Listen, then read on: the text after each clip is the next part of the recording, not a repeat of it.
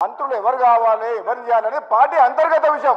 అధ్యక్ష మీరు చెక్ చేయండి రికార్డ్స్. ఒకనాడు హరీష్ రావు గారు బాబు ఒక నిమిషం రంగన్న ఒకనాడు హరీష్ రావు గారేమో ఆ రోజు నా గురించి నా మంత్రి పదవి గురించి మాట్లాడు. మళ్ళా కడియం శ్రీహరి గారు మాట్లాడారు మా పార్టీ గురించి. అధ్యక్ష మా పార్టీ అంతర్గత విషయం గురించి ఎవరి మంత్రులు కావాలి మా పార్టీ అధిష్టానం ముఖ్యమంత్రి గారు నిర్ణయం తీసుకుంటారు. ప్రతిసారి వీళ్ళ దుర్బుద్ధి ఏంటంటే అధ్యక్ష వాళ్ళకి అధికారం పోయినప్పటి నుంచి మా కాంగ్రెస్ పార్టీ సభ్యుల దగ్గర పోయి నీకు మంత్రి పదవి రాలేదు, నీకు అది రాలేదు, నీకు అది అని మమ్మల్ని రెచ్చగొట్టి పార్టీని చీల్చే కుట్ర వీళ్ళు చేస్తున్నారు అధ్యక్ష. ఇది వాళ్ళ నైజం, వాళ్ళ కడుపులో విషం ఉంది. నన్ను ప్రతి ఒక్కరి దగ్గర పోయి నువ్వు మంత్రి కాలేదా ఇవన్నీ మాట్లాడేది ఇది ఈ కుట్ర చేస్తున్నారు.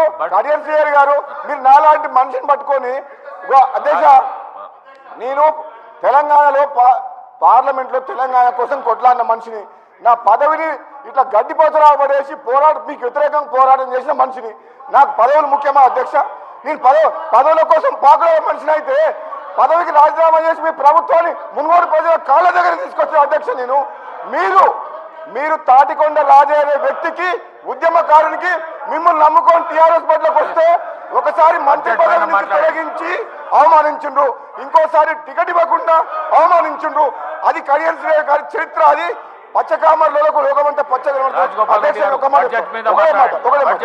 అధ్యక్ష మా ముఖ్యమంత్రి గారు మా గవర్నమెంట్ కాంగ్రెస్ పార్టీ 100 సార్లు చెప్పిన అధ్యక్ష 100 సార్లు ఏమని ఈ 6 గ్యారెంటీల పథకాలు హామీలు విడతల వారీగా మేము అమలు చేస్తాము అని చెప్పినాం. మా గవర్నమెంట్ కమిట్మెంట్ తోటి ఆల్రెడీ కొన్ని కమిట్మెంట్ ఫుల్ఫిల్ చేసింది.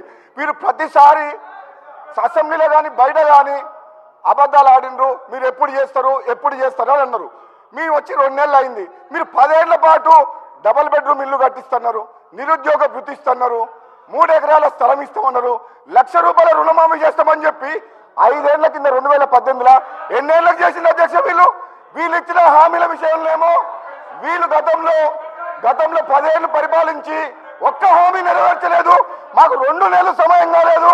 మా ముఖ్యమంత్రి గారు కాంగ్రెస్ పార్టీ ఆహర్నిశలు కష్టపడి మీరు ఆగం చేసిన తెలంగాణ ఆగమైన తెలంగాణని గాడిలో పెడతామని చెప్పి మా కాంగ్రెస్ పార్టీ ప్రభుత్వం కృతనిశ్చయంతో ఉంది. మీకెందుకు కడుపులమంట అంటే మేము చేయొద్దా?